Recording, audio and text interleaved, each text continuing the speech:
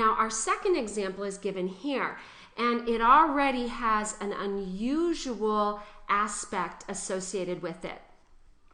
Here's our balanced equation. Now, the author of the question, or the original scientist actually, who came up with this, came up with this data. So it's clear that the authors and the scientists were trying to determine the impact of these concentrations on the rate. But look at this, how interesting that is. Do you notice that they're studying what shows up as a final balanced value? The H plus is showing up there, and it's actually going to show up in our rate law expression. And it does tell us that it is an acid catalyzed bromination. So that means there's some acid present, and at least one of the H pluses didn't cancel. It's hard to say because we don't have a mechanism to tell us step by step what happened. But you're given the data, you want to see if that data, that value, alters the rate. So we have to treat each one of these. So if we did our overall rate law expression, and we want to do a generic one to get us started so we know what we're taking a ratio, what the experiment is proposing is that the rate is equal to the concentration, times the concentration of your acetone, propanone. That's a C double bonded oxygen in the middle of carbons,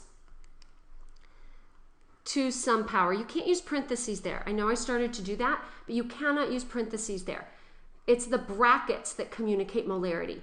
So you have to be very careful that you use brackets there. And then Br2 to some power. And the scientists are trying to determine where the H plus, what role the H plus plays in here. So we have to do 3 of those different ratios. And I'm going to set up a couple of them explicitly and then give you the answer to the third. And then we're going to wrap back around and see how we might have been able to simplify this if we were just observant. So if I want to find the propanone, between 1 and 5, the propanone changes, but bromine and H plus are constant. If I want to find the bromine, I'm going to use 1 and 2 because it is independently varied and the other 2 molarities are controlled. And then for the H plus, it's those 2 experiments. So I've set out my strategy. I'm going to start with the propanone here. And I'm taking a ratio of 5 to 1. Remember, if you take the larger value over the smaller value, your math will come out easier. But it won't matter in the end. All right, you'll be just fine. Just may take a little bit more calculator work. 5.7 times 10 to the minus 5th on the bottom.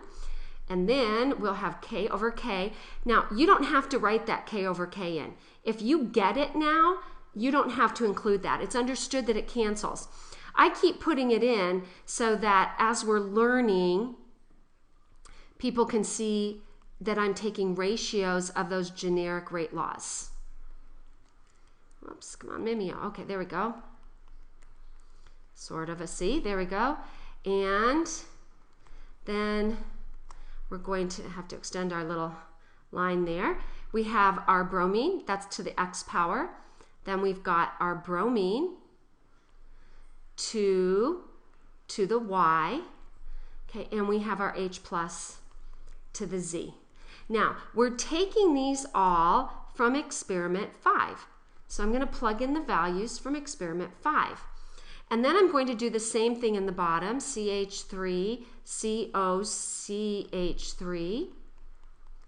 But this time I'm going to plug in the values for 1. Okay, so that's our overall strategy. You do not have to show me this much detail. Just trying to show you enough detail so that your minds can firmly wrap around what we're doing here. So we want to pick out values again so that these guys will cancel. And we do that between 5 and 1. And so this, I'm going to go ahead and cancel my K's so I don't have to write them over again. And then I'll prove that the others cancel. So this will be 0.40 to the X, 0.05 to the y, and 0.05 to the z.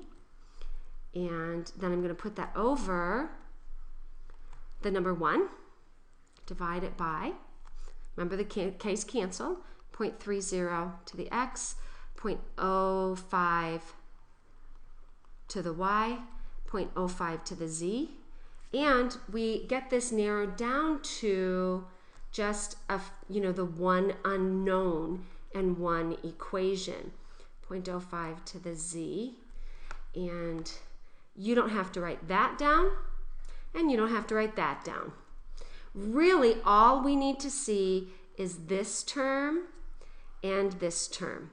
And that's enough for us, the readers, those who are evaluating your work, to see whether or not you understand the concept.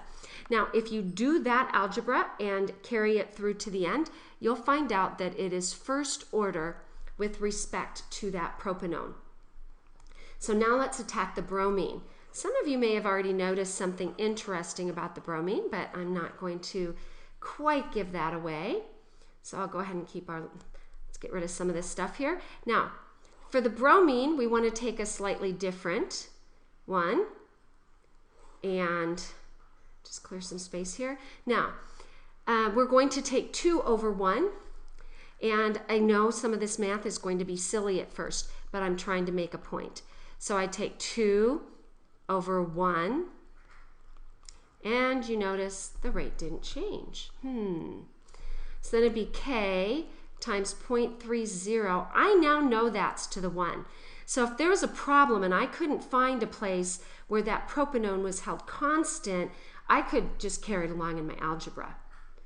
A little more plugging and chugging, but by and large pretty straightforward. And then this is 0.30 to the 1. Fortunately, it does cancel. And 0.05 to the x and 0.05 to the y. Okay. I know I called those x's, whoops, wrong one, x's and y's, but it really doesn't matter. All right, here we go. So let's cancel. That cancels. This cancels. If it didn't, no big deal. Extra algebra, that cancels. Now, again, I know it seems some of you have picked up on this already, that this is a lot of work for something you can get much easier. What we get here is that 1 is equal to 2 to the y. Well, that means that y is equal to 0. So we have it 0 order with respect to bromine. Now, you didn't have to do all this math. All you really needed to do was notice that you had 2 rates that are the same. So I'd recommend looking through your data, see those 2 rates that are the same, and say, aha, rate didn't change. What happened with the data? Well, if only one substance changed, if 2 changed, we can't do this. But if one substance was the only thing that changed and the rate didn't change, it means the rate doesn't depend on that substance. And you can simply make a statement to that effect. You don't have to do the mathematics. Either way you choose is fine. You could have just said, between experiments 1 and 2, the rate remains unchanged. Bromine's the only thing that is altered, bromine concentration. Since bromine concentration didn't change the rate, it must be 0 order. Something to that effect. Now, if you did something similar for the H+, what we would find for the H+ is that it is first order as well. So that would give us our orders. And it said to deduce the rate law expression. So that means that rate is equal to K times our propanone. That's acetone, by the way. Propanone is the IUPAC name for acetone, which used to be used in a lot of nail polish, but not quite as much anymore. H+. Bromine doesn't show up at all. Now, because it doesn't show up, once you determine that it's 0 order, so the sooner you can determine that, the better, you can ignore it for the rest of the experiment. It won't have an impact. Now, it says, what is the numerical value for K? Again, these are all at the same temperature. Therefore, they all have the same K. Doesn't matter which we pick. So I'm going to do the 5.7. I'm just picking the first one for no reason other than I'll have less of a likelihood to shift my eyes and mix up my numbers. And so it's going to be K times 0.30 to the first. I'm going to completely ignore the bromine. Bromine has no impact, doesn't show up in the rate law expression. We're not going to see it at all, so we're going to ignore it. 0.05. And if we solve for K, we'd have K is equal to 3.8 times 10 to the minus third seconds to the minus 1. Now we've got to get our molarity. So it's molarity to the overall order minus 1. Well, it's first order, so overall it's 2. 2 minus 1 is 1, so it'd be molarity to the minus 1 would be our units for K. And again, quite common to give a point, to ask for those units and actually give a point for those units. Now, it says what happens if H plus is maintained and I change the propanone and the bromine. Well, you know what? I really don't care if somebody changed the bromine. You can do whatever you want to the bromine because bromine doesn't show up in the reaction at all. So our K is the same. We're still at the same temperature. So our new rate would be our K value that we calculated in the previous part times 10 to the minus third. Now, it said that H plus remains 0.05 and the propanone was 0.1. So you simply take that data and plug it back in. This is the type of problem you want to be very careful about. Notice that what is being discussed are rates and initial rates in this case, right? Tangent at time equals 0 and concentration. The minute you identify you have a rate and a molarity, you know that you're dealing with the differential equations. Okay, that's going to get confusing as we add the next step in. So if we solve for this, we get 1.9 times 10 to the minus fifth. Now just go up here. There's our rate units right there. Molarity per second. Okay. Now, that was pretty explicit on concentration. As a scientist, we may say, wow, you know what? I really want this to happen slower so it's more controlled. Or maybe I want it to happen more quickly so that I can make more money and up my production. So we can say, well, what would happen if I doubled? And what would happen if I tripled? What would be the impact on the rate? Well, our new rate, so rate new, whoops, don't know how I did that. Start fresh. Rate new, mind and hand, mouth ahead of hand is what's happening, is going to equal. Now, the K's would have canceled. So all we have to do is look at the impact, the factor that relates the rate old and the rate new is solely given by the changes in concentration. It's, in effect, we're really taking a ratio of rate laws. So here's what we do. We have our propanone to its power, and we have our H plus to its power, its order. Okay.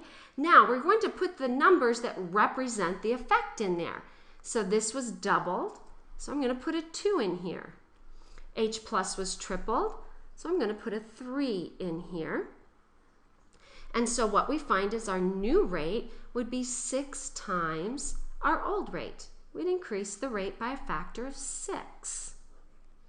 Okay, so that's an important consideration is, you know, we study processes and try to determine how well they're doing. So, all right, it's enough for this video. Until next time, love ya.